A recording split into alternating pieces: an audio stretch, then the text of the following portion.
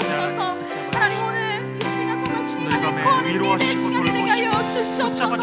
그 소망 가운데 나아가는 오늘의 예배, 오늘의 그 주님의 음성을 듣는 시간 되게 하여 주시옵소서.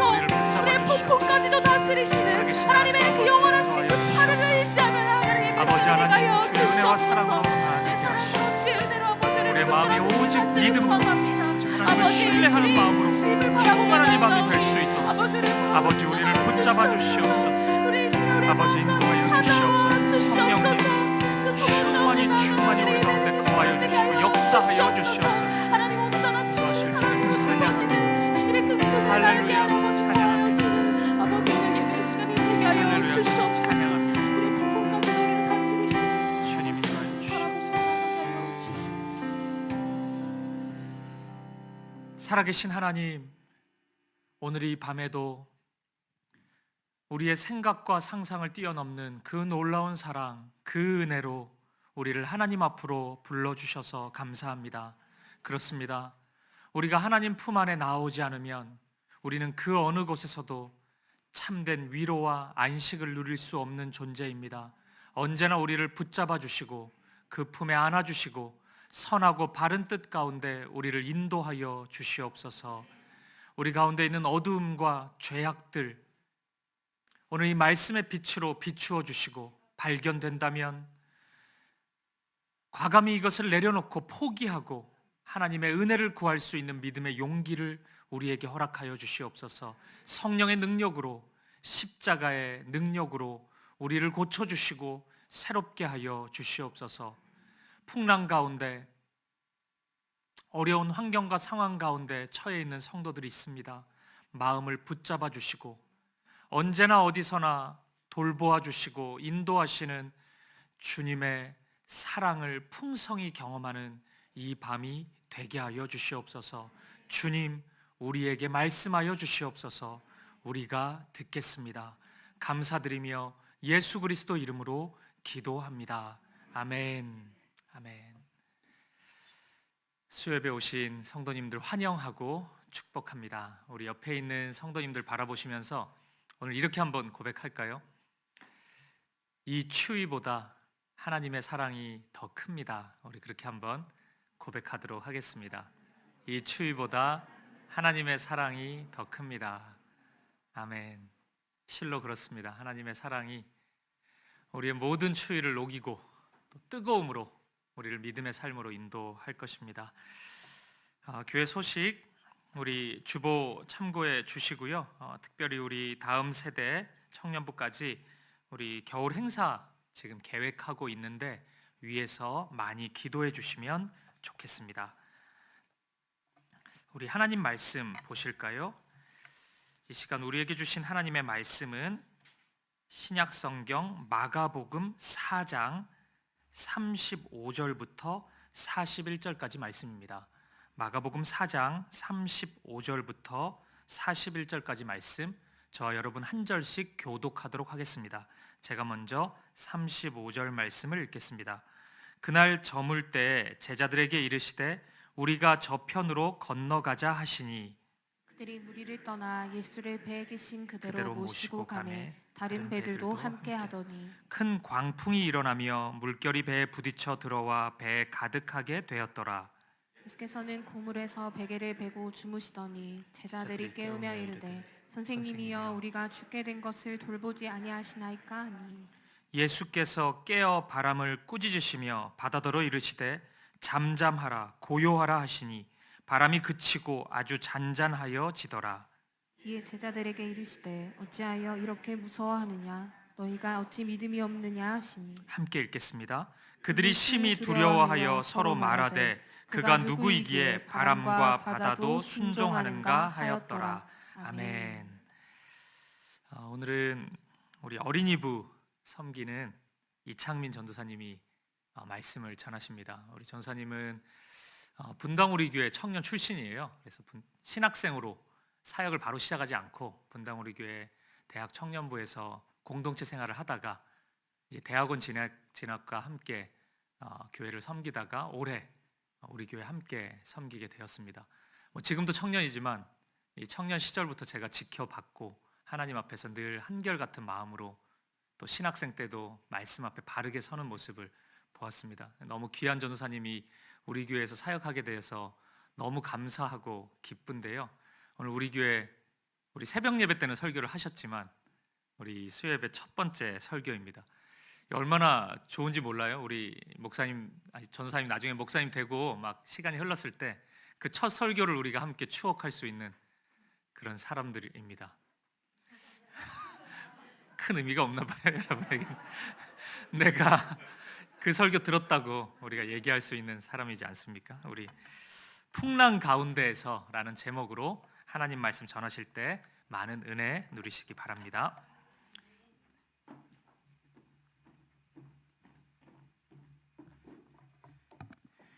네, 설날 명절 잘 쉬셨습니까? 네, 목사님께서 소개를 너무 거창하게 해주셔서 마음에 굉장히 부담이 있습니다. 네, 우리 목사님께서 소개를 잘 해주셨는데 저는 작년까지 수원에 있는 영혼구원과 세계선교의 사명을 감당하는 복음의 빛 동산교회라는 곳에 사역을 하다가 올해부터 사기배 교회 어린이부를 맡게 된 이창민 전도사라고 합니다. 오늘 여러분과 함께 이렇게 하나님 말씀 나누게 되어서 마음이 정말 기쁩니다. 저는 이 교회에 오기 이전부터 이 사김의 교회의 탄생과 그리고 교회가 어떻게 하나님께서 맡기신 사명을 감당하는가를 좀 유튜브를 통해서 간접적으로 많이 봐왔었습니다. 사김의 교회가 어떤 사역자분들이나 그리고 성도님들 할 것 없이 정말 마음속 깊이 어떤 예배 공동체와 믿음의 공동체, 그 사김의 공동체, 이런 공동체를 잘 만들기 위해서 얼마나 몸부림쳤는가를 저는 많이 보았었습니다. 그래서 제가 부임해 와서 우리 어린이부와 또 이렇게 성도님들을 뵙고 나니까 저도 이렇게 가슴이 뛰는 그런 순간이 저에게 찾아왔었습니다. 오늘 말씀을 그렇게 제가 준비를 하는데 얼마나 떨리는지. 네, 오늘 이 말씀이 여러분과 우리 교회 가운데 주신 하나님의 말씀으로 받는 귀한 시간 되기를 간절히 바랍니다. 네, 오늘 말씀 보도록 하겠습니다. 우리 인간들은 누구에든지 고난이나 또 풍랑 같은 삶을 마주치고 싶어 하지 않습니다. 인생의 걸음 앞에서 이 풍랑을 마주치고 싶어 하지 않아 하죠. 그래서 사람들은 각자 저마다의 방식으로 이 인생의 풍랑과 어떤 고난을 아예 없을 수는 없으니까 조금이라도 줄여보고자 여러 가지를 의지하고 신뢰합니다. 우리가 가장 단적으로 볼 수 있는 것이 있다면 그것은 바로 돈이라고 할 수 있겠죠. 내가 돈이 막대하게 있다면, 내 통장에 한 100억 정도만 있다고 한다면 내가 경제적으로 좀 자유로우니까 내가 인생의 이 바다를 건너가는 데 있어서 좀 순조롭고 평화롭지 않을까 그렇게 생각합니다. 또 어떤 사람은 인맥이라고 생각하기도 하죠. 내가 어려움에 처해 있을 때 내가 누군가에게 도움을 청할 수 있는 한 사람이라도 있다면 나는 내 인생의 이 바다를 어쩌면 잘 건너갈 수 있을 것이다 생각합니다. 권력 같은 것도 여러분 당연히 그렇게 생각할 수 있겠죠. 이렇듯 우리가 의지할 만한 무언가가 있다고 한다면 사람은 인생의 풍랑을 쉽게 넘어갈 수 있을 거라고 우리는 생각하고 판단합니다. 그런데 그리스도인들 중에도 그렇게 생각하는 사람들도 있죠. 예수님이라고 하는 분이 나의 인생의 배에 함께 타고 계신다면 나의 인생은 순풍받는 인생이라고 생각하는 사람들이 있습니다. 그런데 과연 그런가요? 예수님을 믿는다면 우리의 인생에 아무런 걱정과 근심이 없고 어떤 슬픔이 없고 오직 기쁨만이 있는 삶인가요? 아니겠죠. 만약 정말 그런 삶이라고 한다면 우리 목사님이 아마 가장 평탄한 기쁨의 삶 아마 살아갈 것입니다. 우리가 아무리 예수님을 믿는다고 할지라도 우리의 숨통을 조여오는 것 같은 고난의 길을 우리가 걸어갈 수 있다는 것입니다. 오늘 말씀에서는 마가가 바다 한가운데 있는 이 풍랑을 마주한 예수님과 그의 제자들의 이야기를 지금 들려주고 있습니다. 정확하게 얘기하면 호수 한가운데 있는 풍랑을 마주한 예수님과 제자들의 모습인 것이죠. 오늘 말씀을 우리가 보기 이전에 앞뒤에 어떤 말씀이 있나 우리가 좀 살펴볼 필요가 있습니다. 오늘 말씀 이전에 어떤 일이 있었냐면 예수님께서 사람들에게 가르치시는 장면이 등장합니다. 어떤 말씀을 전하시냐면 수많은 사람들이 예수님 앞으로 나와 하나님 나라에 대한 말씀을 듣는다는 것입니다. 특별히 34절에 보니까 예수님께서는 제자들에게 하나님의 나라에 대해서 아주 자세하게 가르쳐 주신 것 같습니다. 그리고 오늘 말씀 35절에 보니까 예수님께서 제자들에게 저편으로 건너가자라고 하는 상황에 지금 놓여 있는 것이죠. 오늘 예수님께서 말씀하시는 이 저편이라고 하는 것은 다음 장 5장 20절에 보면은 그 지역을 데가볼리라고 합니다. 이 데가볼리라고 하는 지역은 쉽게 말하면 이방인의 땅입니다. 그리고 거기서 나타난 사건들이 이 무덤에서 튀어나오는 이 거라사 광인의 사건이 나타나고요.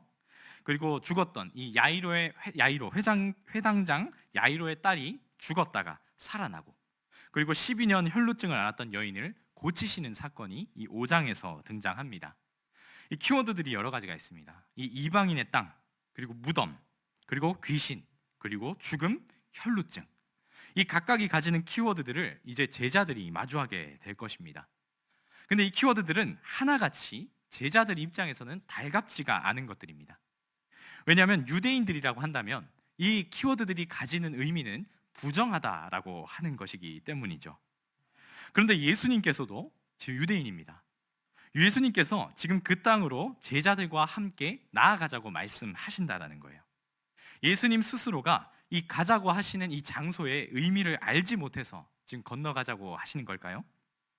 아니면 그곳에서 마주하게 될 일들에 대해서 예수님께 지금 모르셔서 지금 그곳으로 건너가자라고 하시는 걸까요? 그런 것은 아니겠죠. 오늘 말씀 안에서는 예수님의 의도가 담겨져 있다라고 하는 것입니다. 그것은 하나님의 통치를 받지 못하고 지금 귀신의 통치를 받고 있는 저 불쌍한 이들을 향해서 나아가고자 한다라는 겁니다. 죽음과 죄의 권세가 가득한 그 자리에 예수님께서 지금 가시고자 한다라는 것입니다. 바로 제자들과 함께 말이죠. 예수님의 의도는 지금 그곳 저편으로 건너가서 하나님의 나라를 실현시키고자 하신다라는 것입니다. 귀신을 통치를 받는 이들에게 막 소리를 지르면서 자신을 과시하는 그 어둠의 권세를 향해서 세상 권세를 물리치고 하나님의 통치를 이루고자 하시는 거죠. 그리고 죽음의 권세에 놓여 있는 자들을 향해서 죽음의 권세에서 일으키시고자 하시는 것입니다. 지금 제자들은 건너가서 그 장면을 목격하게 될 것입니다. 그리고 이 말씀을 우리가 오늘 우리의 삶에 비춰볼 때 우리 교회가 나아가야 될 방향이 될 수 있는 것입니다. 제가 아까 사김의 교회에 대해서 아까 얘기했었죠. 제가 탄생부터 지금까지 그 모습을 지켜봐왔었습니다. 사김의 교회는 아마 이 가치를 가지고 실현시키는 교회로 시작한 걸로 알고 있습니다. 세상 가운데 세상의 논리에 지배되는 것이 아니라 복음으로서 하나님 나라의 가치에 충만한 교회, 그리고 하나님의 사랑과 그 복음으로 세상과 사귀는 교회, 사귐이 있게 하는 교회, 그 가치를 향해 사귐의 교회가 나아간다라고 시작했던 것이죠. 바로 주님이 가시고자 하는 그 길인 것입니다. 저는 오늘 이 말씀을 준비하면서 오늘 이 시간이 주님께서 우리 교회에게 주신 이 첫 마음, 그 마음을 다시 한번 생각나고 기억하게 되는 시간이 되기를 간절히 소망합니다. 특별히 이 2023년 이제 1월 시작되는 1월 마지막 수요일 날 주님께서 나아가고자 하시는 그곳에 우리도 함께 나아가고자 하는 우리 교회의 결단이 있기를 간절히 소망합니다. 예수님께서는 제 사람들과 제자들에게 하나님 나라에 대해서 가르치셨습니다. 특별히 이 제자들의 마음은 어땠을까라고 하는 생각이 드는 대목입니다. 예수님께서 하나님 나라에 대해서 알려주셨습니다. 여러분, 예수님이 알려주시는 하나님의 나라라고 한다면 얼마나 명확하고 얼마나 선명하지 않겠습니까? 아마 제자들의 마음속에는 아마 뜨거움이 있었을 것입니다. 내가 예수님으로부터 하나님 나라의 이 말씀을 들었으니까 당장이라도 하나님 나라가 일어날 것 같고 내가 가는 그곳에 하나님 나라가 실현될 것이다 하는 어떤 그런 마음의 뜨거움이 있지 않았을까요? 그런데 오늘 예수님과 제자들이 배를 타고 지금 건너편으로 가던 와중에 느닷없이 지금 풍랑을 만나게 된 것입니다. 오늘 말씀 우리 36절과 37절의 말씀 우리 함께 같이 읽어보겠습니다. 그들이 무리를 떠나 예수를 배에 계신 그대로 모시고 가매 다른 배들도 함께 가더니 큰 광풍이 일어나며 물결이 배에 부딪혀 들어와 배에 가득하게 되었더라. 아멘. 지금 제자들의 입장에서는 어쩌면 굉장히 찬물을 끼얹는 것 같은 상황을 마주하게 된 것입니다. 예수님께서 들려주시는 하나님의 나라의 이야기로 지금 마음이 엄청 뜨겁고 매우 충만한 상태 가운데 있는데 지금 당장이라도 우리가 가는 그곳에 하나님 나라가 임할 것 같은데 지금 그들 가운데 풍랑을 마주하게 된 것이라는 겁니다. 지금 예수님과 제자들이 있는 지역은 우리가 성경을 읽다가 보면 한 번은 반드시 듣는 갈릴리 호수라고 하는 지역입니다. 이 갈릴리 호수는 바다라고 할 만큼 굉장히 거대한 호수죠. 그런데 어떻게 호수에 이렇게 광풍이 몰아칠 수 있는가 이렇게 생각하실 수 있는데, 이 갈릴리 호수는 저지대에 위치해 있습니다. 그리고 좌편에는 이 지중해가 있어서 지중해에서는 따뜻한 바람이 불어오기 시작하고요. 그리고 북쪽에서는 헬몬산이라는 곳에서 차가운 바람이 불어옵니다. 그래서 차가운 바람과 이 따뜻한 바람이 만나면서 호수 한가운데 광풍이 불어닥칠 수 있다는 겁니다. 그런데 예수님께서는 이런 광풍이 몰아닥칠 것을 모르고 계셨지 않았을 것입니다. 예수님은 하나님이시니까요. 아마 모르지 않았을 거예요. 그렇다면 분명한 의도를 가지고 예수님께서는 지금 광풍이 몰아칠 걸 아시고 지금 바다를 건너가고 있다는 것입니다. 저는 이 38절을 읽으면서 예수님께서 풍랑 앞에 주무신다라는 이 예수님의 모습을 보며 이것은 우연이 아니라 예수님께서 반드시 계획하신 것이다 라고 하는 확신 가운데 있었습니다. 왜냐하면 여러분, 태풍이 오는 바다를 한번 건너가 보신 적 있으십니까? 네, 아무도 없으시겠죠. 아무도 없을 겁니다. 이렇게 숙여 계시다 이렇게 눈빛이 굉장히 제가 위태로운데 저는 있습니다. 네, 제가 고등학생 때 이 학교에서 성적순으로 이렇게 일본으로 역사 탐방 같은 걸 보내준 적이 있습니다.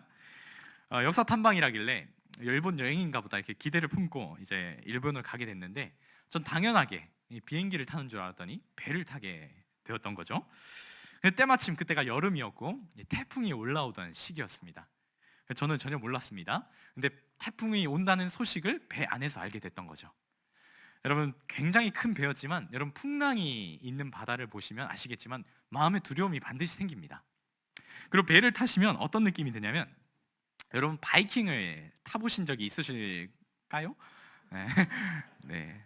아니신 분들도 있을 것 같습니다. 네, 바이킹을 타면 아시는 분들은 아실 겁니다. 이렇게 최고점에 올라갔다가 내려오는 그 기분, 그 2초 3초간의 하는 그 기분이 있습니다. 근데 여러분, 태풍이 올 때 배를 타면 그런 기분을 계속 느낄 수 있습니다. 2초 3초마다 이 기분을 계속 느낄 수 있는 거죠. 밥도 못 먹습니다. 밥도 못 먹고요. 중심을 잡는 것도 정말 힘듭니다. 잠을 자는 건 상상할 수가 없습니다. 온몸을 지면에 이렇게 밀착시켜야 겨우 잘 수 있을 만한 그런 환경이 되는 겁니다. 어쨌든 태풍이 올 때 잠을 잔다라는 것은 감히 상상할 수가 없다라고 하는 것이죠. 그런데 여기에는 바다가 가지는 의미를 한 번 더 살펴볼 필요가 있습니다. 당시 사람들이 이 바다가 가지는 의미를 어떻게 생각했냐면, 바다는 악의 세력, 귀신들의 세상으로 생각했다라고 하는 것이죠. 바다에서 풍랑이 일어난다라고 하는 것은, 바다가 파도가 거칠게 일어난다는 것은 귀신의 세력들이 우리들을 공격하는 것이다 라고 하는 생각들이 당시의 사람들 가운데 있었다라고 하는 것입니다. 그래서 마태복음 14장과 이 마가복음 6장에 보면 예수님께서 바다 위를 걸으시는 장면이 있습니다. 그런데 그때 예수님이 제자들이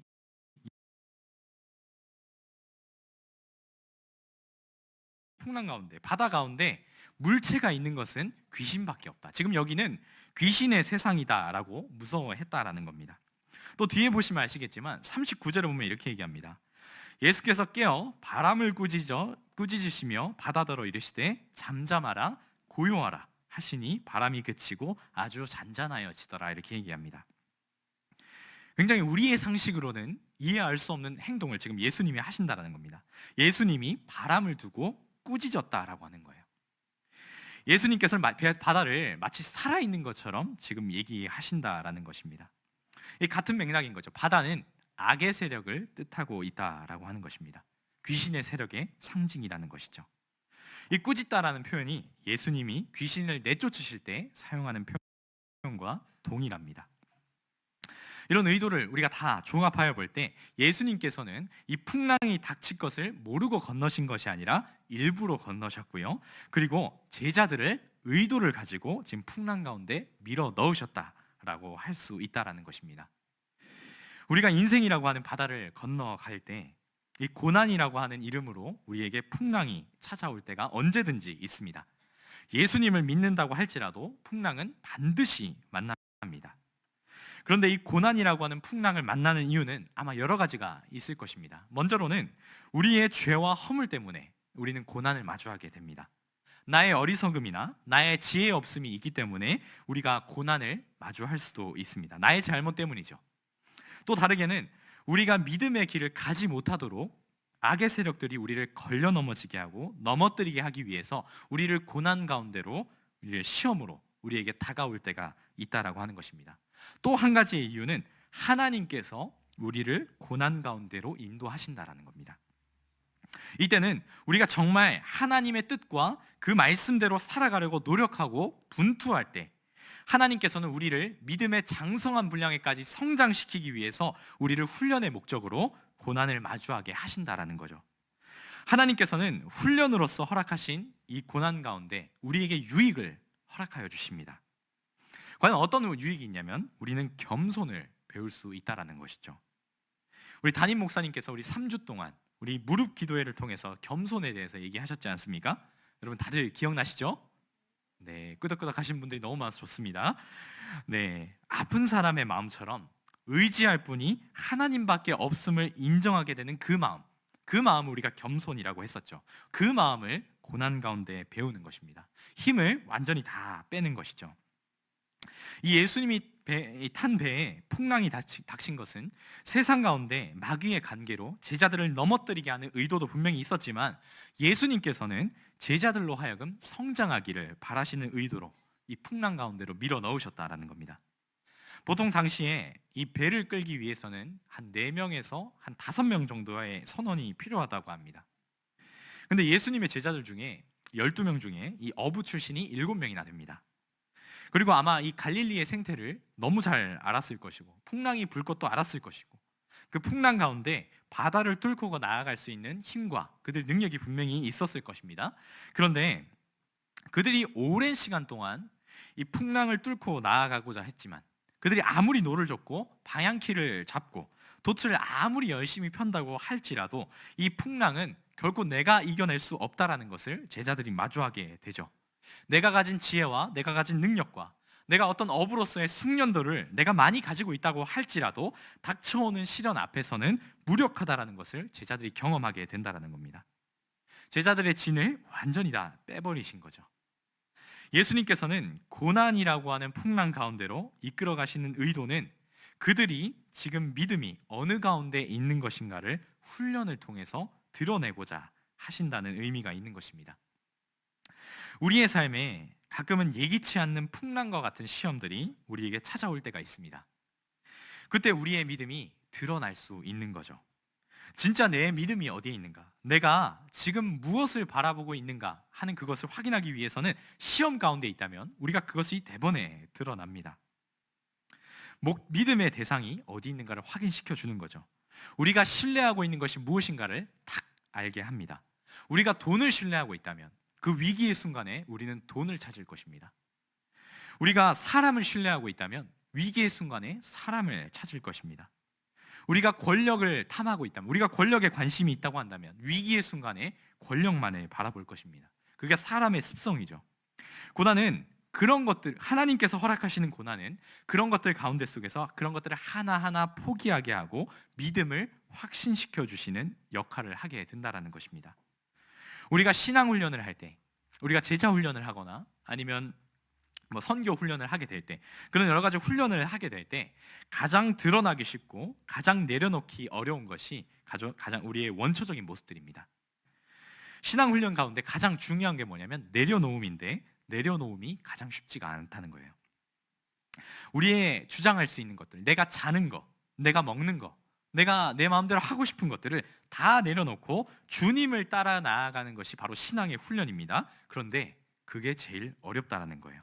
그런데 주님이 훈련으로서 의도하신 고난의 풍랑은 그것들을 확인하는 중요한 시험대가 됩니다. 주님이 가시고자 하는 그 길을 걷기 위해서 우리 안에 있는 내가 붙들고 있는 것들을 하나하나 제거하고 제자의 길을 걸어가실 수 있도록 풍랑을 통해서 우리를 흔들어 주신다는 겁니다.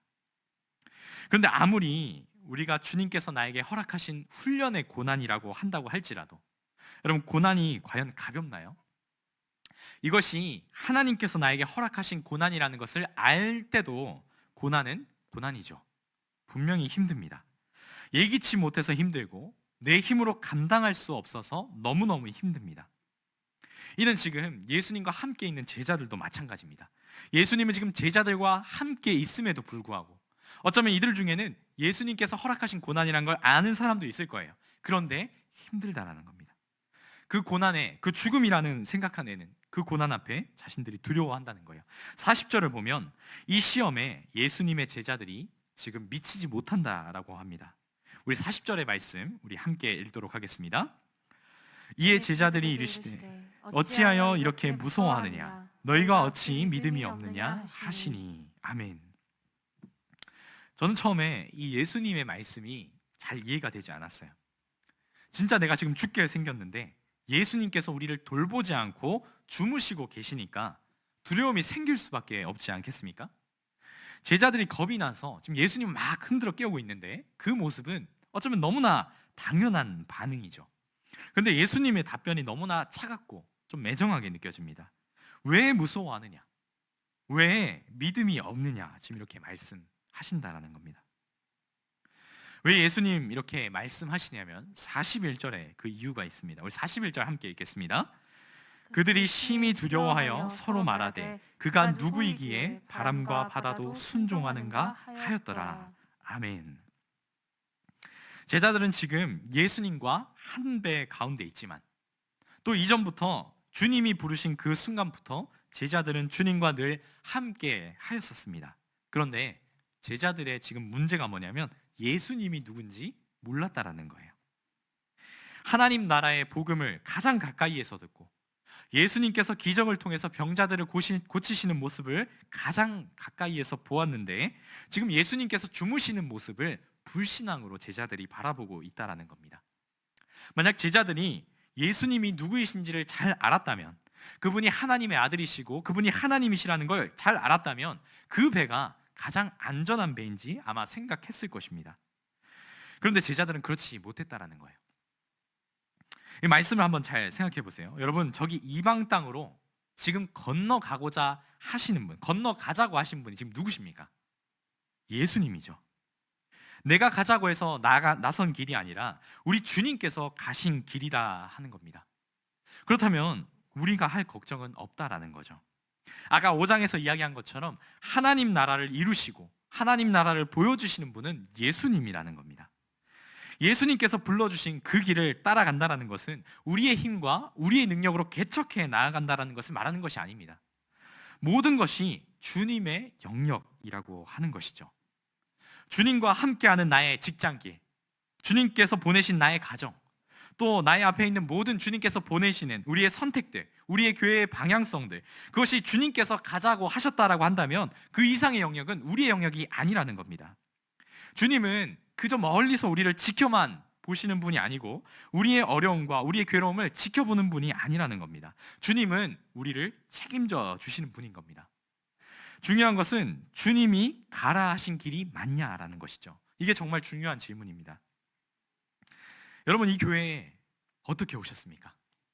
이 교회가 지금 생겨난 지 한 9개월 정도 되었는데 우리 교회 가운데 절반 정도는 분당 우리 교회 분립개척대 여기 오신 분들이겠죠.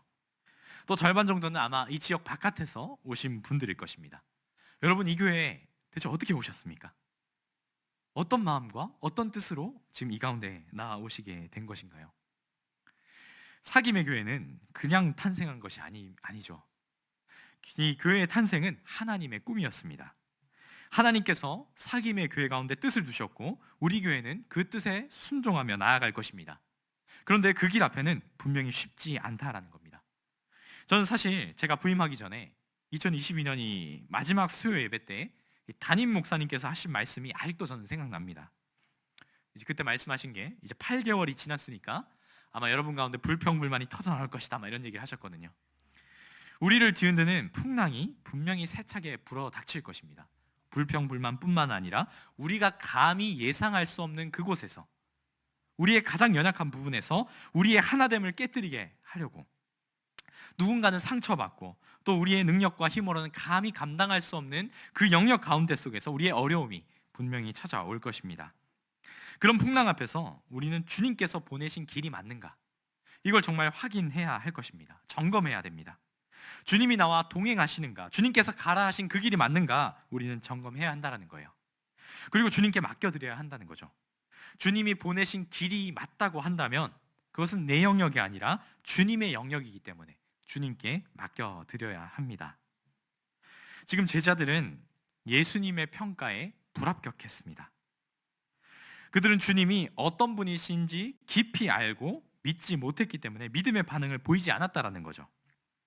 그렇다면 우리가 만약에 풍랑을 마주하게 되었을 때, 고난을 마주하게 되었을 때 주님께서 원하시는 믿음의 반응은 주님이 누구이신가를 알고 하는 반응이 튀어나와야 한다는 것이겠죠. 그것이 이 풍랑을 빠져나가는 길이 될 것입니다. 그렇다면 이 질문이 나오는 겁니다. 예수님은 누구이신가? 39절에 보니까 꾸짖으시며 잠잠하라 하시니 바람과 바다가 잠잠하여졌다라고 얘기합니다. 놀라운 얘기 아닙니까? 마치 창세기 1장의 창조의 역사를 보는 것 같죠.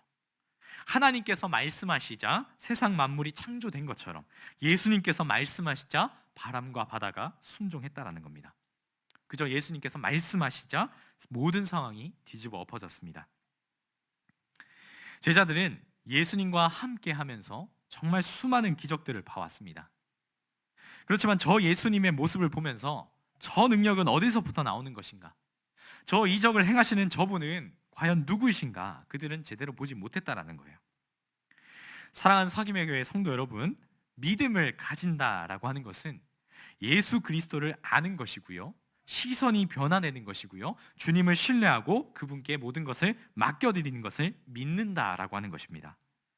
주님이 어떤 분이신가를 내가 알고 믿고 입으로 시인하게 될 때 우리는 주님께 모든 것을 맡겨드리는 삶을 살아갈 수 있고요, 주님의 시선으로 세상을 바라볼 수 있게 될 것입니다. 여러분, 제자들의 경우를 한번 보세요. 지금 제자들은 예수님이 지금 누구이신지 잘 모릅니다. 심지어는 언제까지 모르냐면 예수님께서 공생애를 다 마치시고 십자가에서 죽으셨다가 살아나신 이후에도 모릅니다.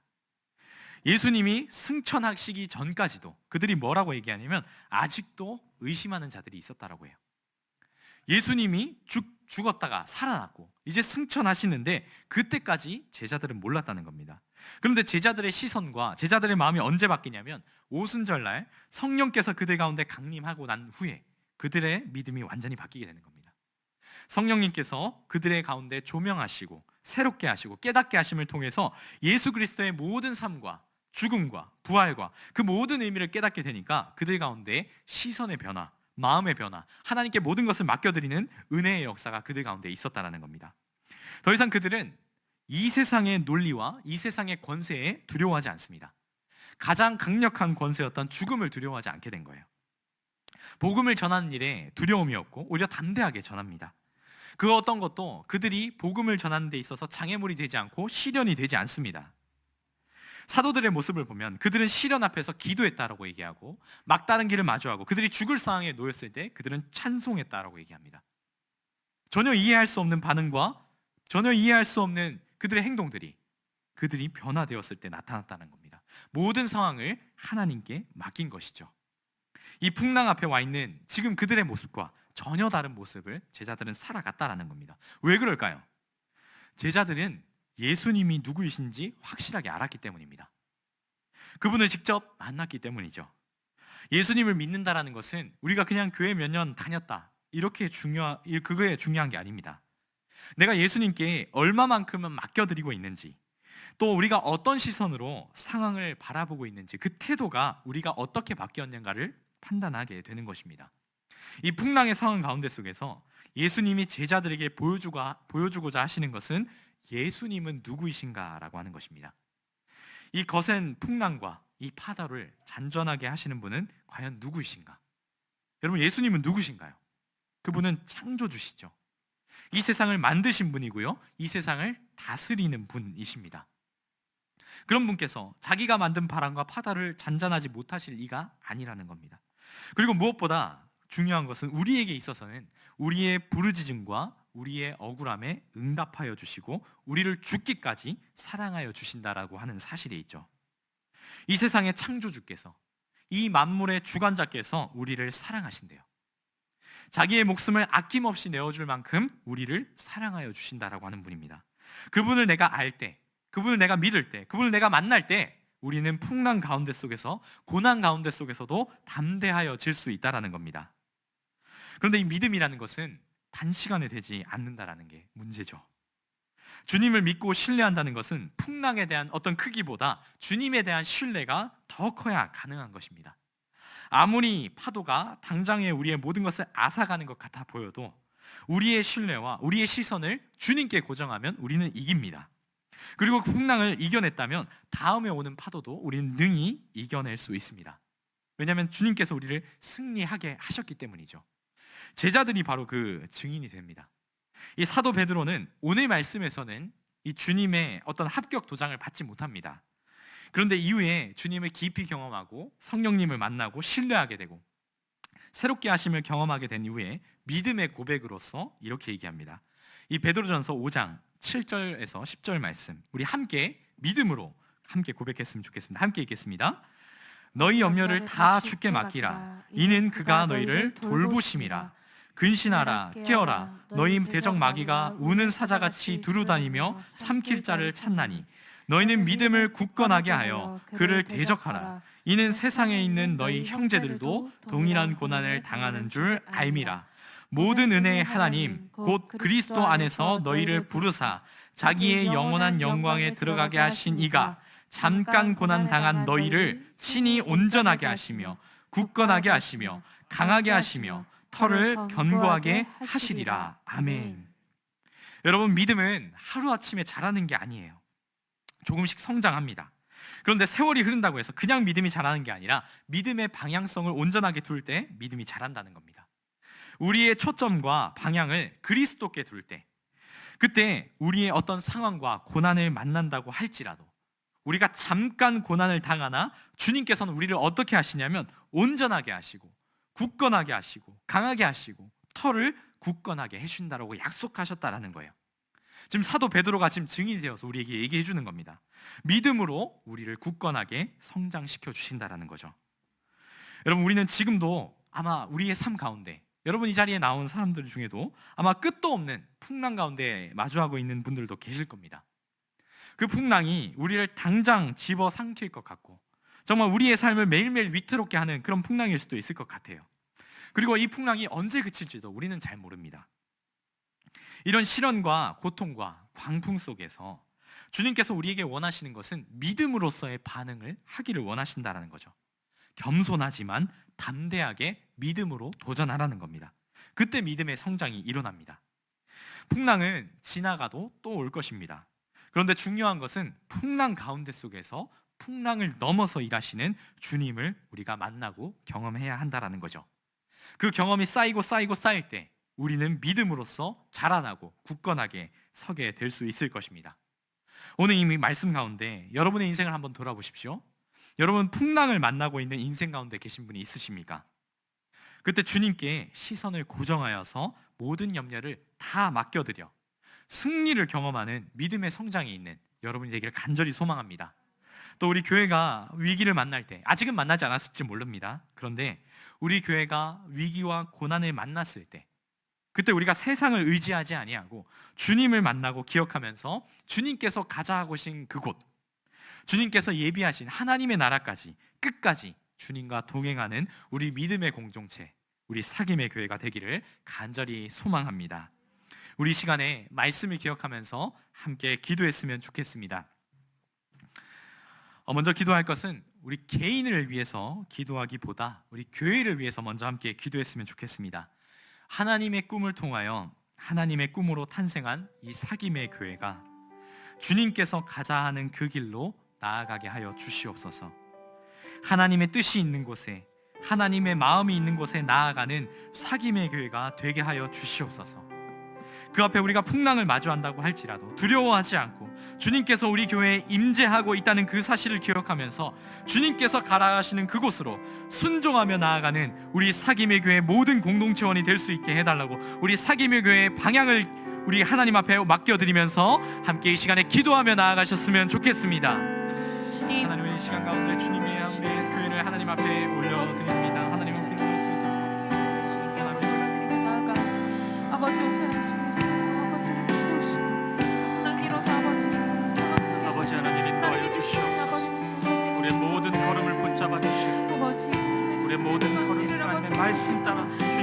인도하심 따라 나아갈 수 있도록 아버지 우리를 붙잡아 주시옵소서. 아버지 인도하여 주시옵소서. 주님 붙잡아 주시옵소서. 우리 교회의 모든 걸음 가운데 그 어떤 풍랑과 어려움과 절망과 시험이 찾아온다 할지라도 우리가 무너지지 않게 하시고 뒤돌아서지 않게 하시고 주님 바라볼 수 있도록 믿음을 더하여 주시고 믿음의 믿음을 굳건한 믿음으로 하나님 앞에 서는 우리 삶의 교회가 되게 하여 주시옵소서. 우리 모두의 마음이 그런 은혜로 채워지게 하시고 더 가까이 나아갈 수 있도록 아버지 하나님 인도하여 주시옵소서. 우리를 붙잡아 주시옵소서. 주님 인도하여 주시옵소서. 주님 아버지 하나님 인도하여 주시옵소서. 주님 아버지 주님 아버지 하나님 함께 하시고 아버지 하나님 주님께서 충만케 하여 주시옵소서. 할렐루야 할렐루야 할렐루야 할렐루야. 주님 인도하여 주시옵소서.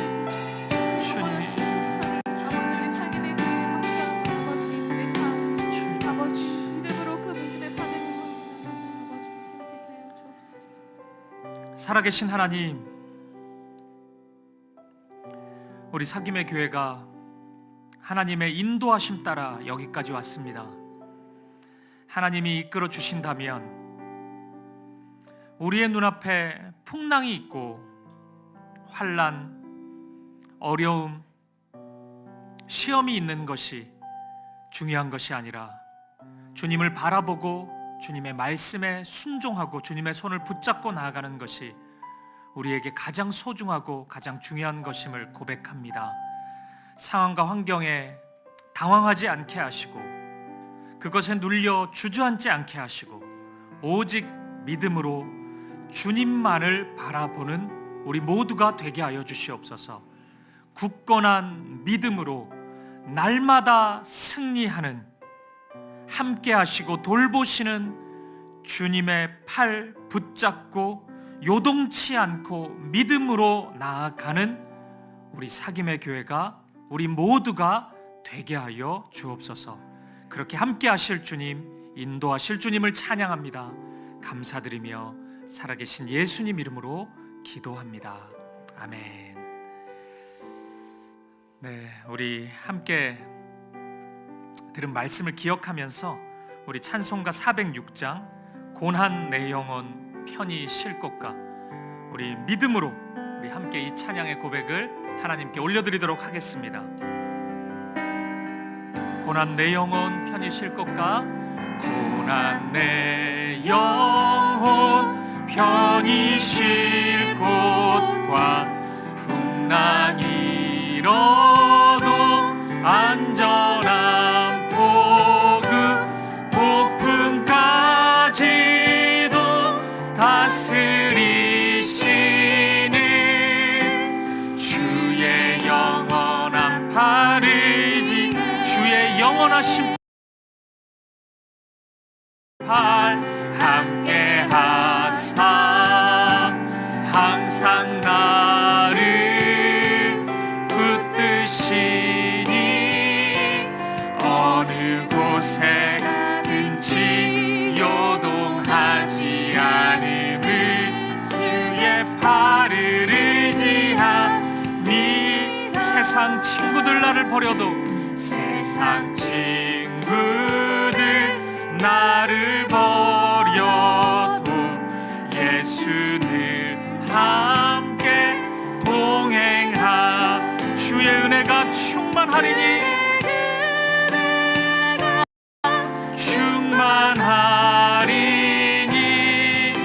주의 영원한 팔을 의지해 주의 영원하신 팔 주의 영원하신 팔 함께 하사 항상 나를 붙드시니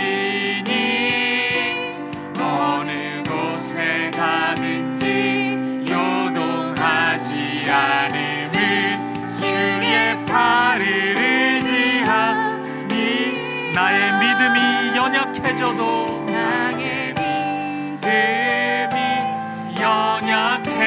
연약해져도 미리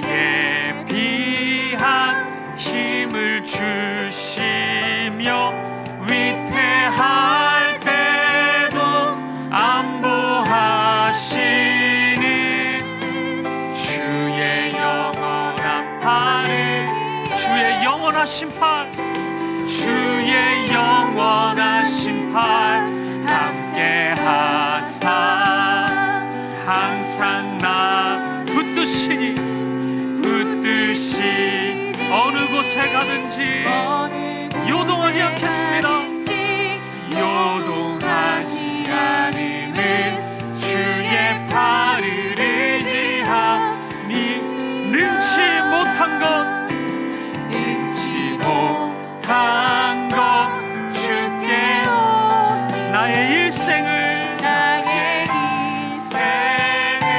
주께 맡기면 나의 모든 짐 대신 지시는 주의 영원. 우리 다시 한번 고백하겠습니다. 능치 못한 것 주께 없으니 못한 것 주께 없으니 나의 일생을 주님께 맡깁시다. 나께 맡기면 나의 모든 짐 대신 지시는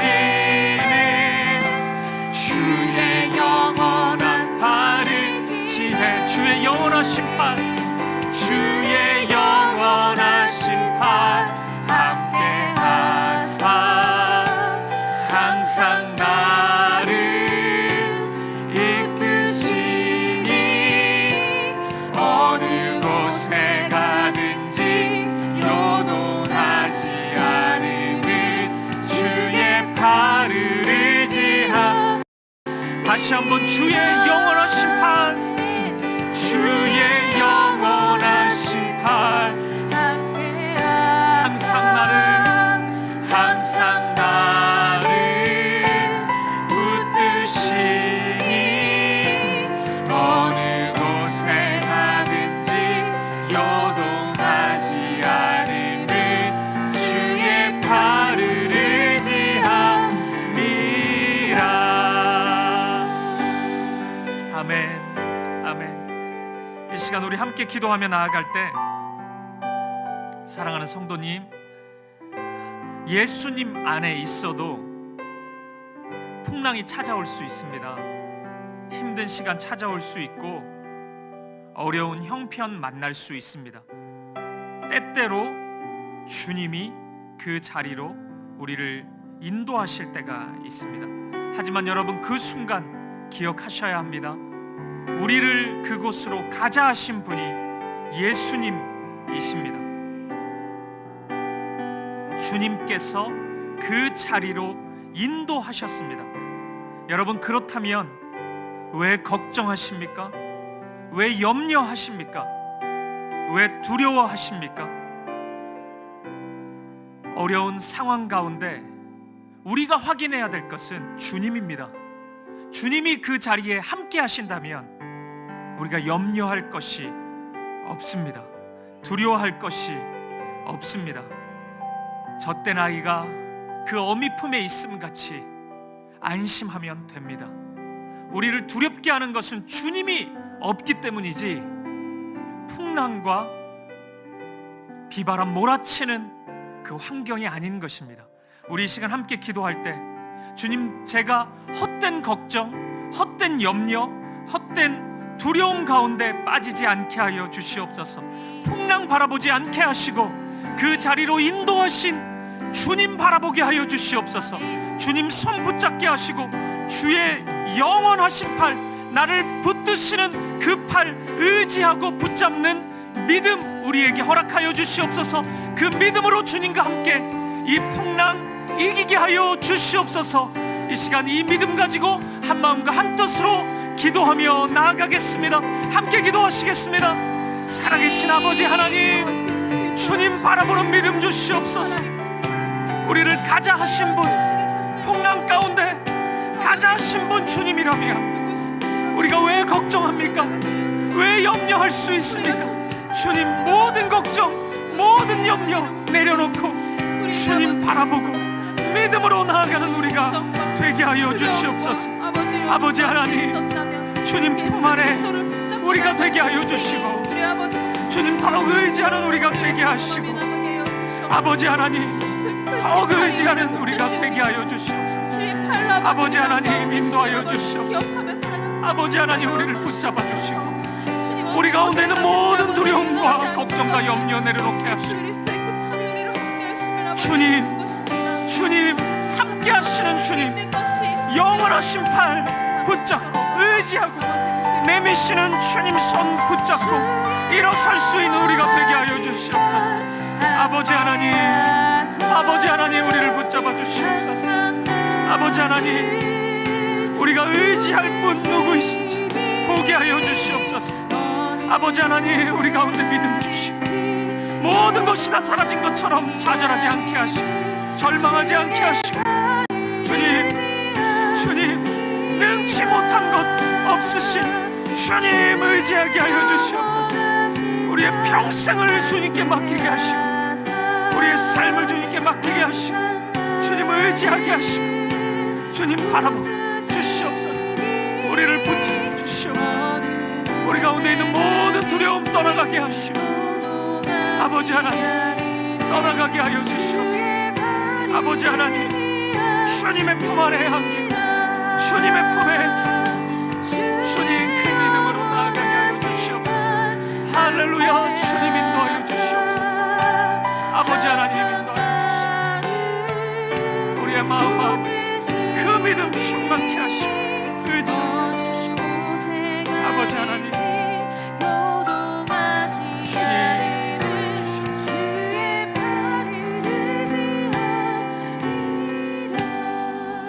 우리 계속해서 기도하며 나아갈 때 그렇기 때문에 우리가 풍랑 가운데 가장 먼저 던져야 될 질문은 주님이 우리더러 이곳에 가라 하신 것이 분명한가? 바로 이 질문입니다. 예수님이 가라 하신 것이 맞다면, 예수님이 인도하신 것이 맞다면 오늘 우리의 믿음이 향해야 되는 것은 예수님이 그 예수님이 누구이신가? 바로 여기입니다. 우리 예수님은 이 세상을 창조하시고 말씀으로 이 세상을 통치하시고 다스리시는 분이십니다. 예수님이 바람을 꾸짖으시고 잠잠하라 고요하라 하시면 바람도 잠잠한 것입니다. 그분이 열면 닫을 자가 없고 그분이 닫으면 열 자가 없습니다. 우리 예수님이 만왕의 왕 되시고 만유의 주가 되십니다. 오늘 우리 믿음이 향해야 될 것이 바로 여기입니다. 이 풍랑 막연하게 그냥 건져주시겠지 그 차원이 아니라 우리가 믿는 예수님이 누구이신가? 오늘 이 믿음이 적용돼야 되고 이 믿음이 행사되어야 될 것입니다. 사랑하는 여러분, 오늘 우리 가정의 주인이 누구십니까? 예수님이십니다. 오늘 우리의 삶의 자리에 우리 사업장의 주인이 누구이십니까? 우리 인생의 주인이 누구이십니까? 우리 자녀들의 주인이 누구이십니까? 우리 사귐의 교회의 주인이 누구이십니까? 예수 그리스도이십니다. 모든 풍랑을 잠잠케 하시고 이 세상을 말씀으로 창조하시고 다스리시는 분이십니다. 하나님 나라를 이루어 가실 분이십니다. 그분이 우리와 함께 하시고 우리 손을 붙잡고 계십니다. 그분의 영원하신 팔이 우리와 함께 하십니다. 이 시간 함께 기도할 때 믿음으로 함께 고백합시다. 주님, 우리 가정의 주인 되심을 감사합니다. 우리 자녀들의 주인 되심을 감사합니다. 내 삶의 주인 되심을 감사합니다. 우리 사귐의 교회 주인 되심을 감사합니다. 영원한 주인 되어 주시옵소서. 우리 삶을 다스리시고 말씀하시고 선하고 아름답게 인도하여 주시옵소서. 우리 다시 한번 우리의 삶을 주님께 맡기시면서 우리의 가정과 우리의 교회를 위해서 한마음과 한뜻으로 기도하며 나아가겠습니다. 함께 기도하시겠습니다. 존귀하신 아버지 하나님, 오늘 우리의 주인 되셔서 감사합니다. 우리 모두의 주인 되셔서 감사합니다. 내 삶의 주인 되셔서 감사합니다. 주님, 우리의 마음을 잠잠케 하여 주시옵소서. 고요하게 하여 주시고 아버지 하나님, 우리의 마음을 꾸짖어 주시고 요동하고 있는 상황과 환경 때문에 갈피를 잡지 못하고 있는 우리의 마음을 꾸짖어 주시고 우리의 가정을 꾸짖어 주시고 아버지 하나님 잠잠케 하여 주시옵소서. 모든 세상의 헛된 것으로부터 자유케 하시고 오직 주님의 말씀 붙잡을 수 있는 우리가 되게 하여 주시옵소서. 살아계신 아버지 하나님, 오늘 우리의 믿음이 주님을 바라봅니다. 주님 인도하여 주시옵소서. 영원하신 바람게 하여 주시고 오늘 우리의 가정 가운데 말씀하여 주시옵소서. 요동치고 있는 우리의 가정 가운데 주님 잠잠케 하시고 말씀으로 이루어 주시옵소서. 오늘 우리의 자녀들의 마음을 잠잠케 하시고 하나님의 말씀으로 선하게 인도하여 주시고 아버지 하나님, 오늘 우리의 사업장 가운데, 오늘 우리의 직장 가운데, 오늘 우리의 삶의 자리 가운데 아버지 잠잠케 하시고 하나님의 사랑으로 하나님의 말씀으로 인도하여 주시옵소서. 아버지 하나님, 주님의 뜻을 이루어 주시옵소서. 선하고 아름다운 주님의 일들을 이루어 주시옵소서. 주님의 모든 일들을 시작케 하셨다니 주님 완성시켜 주시고 하나님께서 취하실 영광을 취하여 주시고 하나님께서 받으실 영광을 받아주시고 인도하여 주시옵소서. 아버지 하나님, 오늘 우리의 삶 가운데 하나님 인도하여 주시옵소서. 주님 인도하여 주시옵소서. 주님 역사하여 주시옵소서. 오늘 우리 사김의 교회를 붙잡아 주시고 아버지 하나님 인도하여 주시옵소서. 아버지 하나님 선하고 빠르게 역사하여 주시고 오늘 우리의 모든 삶 가운데 주님 인도하여 주시옵소서. 아버지 하나님 붙잡아 주시고 할렐루야, 우리의 생각과 마음을 주관하여 주시고 모든 어두움 떠나게 하시고 하여 주시고 예수 그리스도의 말씀으로 충만히 채워주시고 헛된 마음을 태워주시고 오직 주님 바라보게 하시고 주님을 의지하게 하여 주시옵소서. 할렐루야, 할렐루야.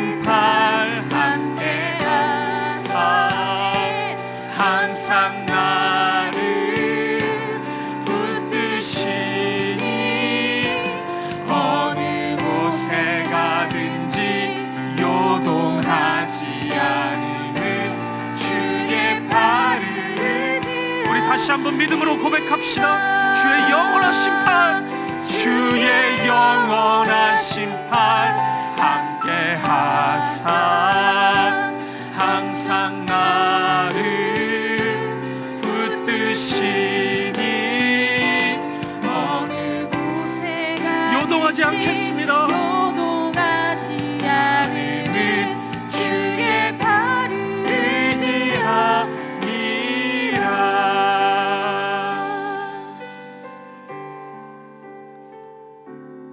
살아계신 하나님,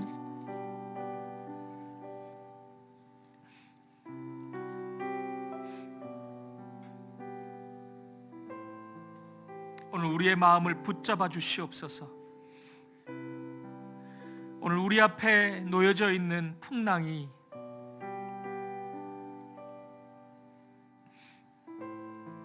모든 은혜의 하나님 그리스도 안에서 우리를 부르신 길이라면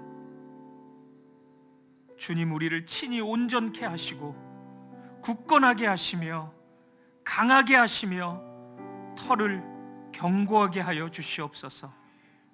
무너지지 않게 하시고 흔들리지 않게 하시고 오직 만왕의 왕 되시고 만유의 주 되시는 예수님만 바라보게 하여 주시옵소서.